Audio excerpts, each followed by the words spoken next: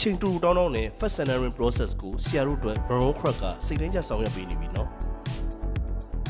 first centering process ရဖို့အတွက်ဆရာတို့အတွက်အသုံးပြုပေးမဲ့ display ကတော့ UNC company မှာထုတ်လုပ်ထားတဲ့ Everest Multi-layer UVS display ပဲဖြစ်ပါတယ် Multi-layer technology ဖြစ်ပြီးတော့သူက centering ပြုလုပ်ချိန်ရတယ်မိနစ်40ပဲရှိတာမို့လို့လူကြီးမင်းတို့ရဲ့အခြေကိုလည်းတက်တက်ချွေတာပေးနိုင်တဲ့ material တစ်ခုဖြစ်ပါတယ် FDA လက်မှတ်လေးရရှိထားတာမို့လို့ယုံကြည်စိတ်ချစွာနဲ့အသုံးပြုနိုင်ပါသေးတယ် centering ပြုလုပ်မဲ့ဆက်လေးရတော့ကိုရီးယားနိုင်ငံ UNC company မှာထုတ်လုပ်ထားတဲ့ Everest Borgen Speed centering machine ပဲဖြစ်ပါတယ်သူ့ရဲ့ထူးခြားချက်တွေကတော့ပုံမှန်အချိန်တိုင်းထုတ်တဲ့ Zagonia Crown နဲ့မိနစ်40နဲ့ထုတ်တဲ့ Zagonia Crown က strand ရော shape ကောပြောင်းလဲခြင်းမရှိတဲ့အတွက်ဆရာတို့စိတ်တိုင်းကြစေပါတော့ဒါ့အပြင် MOSI 2 heater ကိုအသုံးပြုထားပြီး working temperature ကလည်း1850 degree ထိအသုံးပြုလို့ရပါတယ်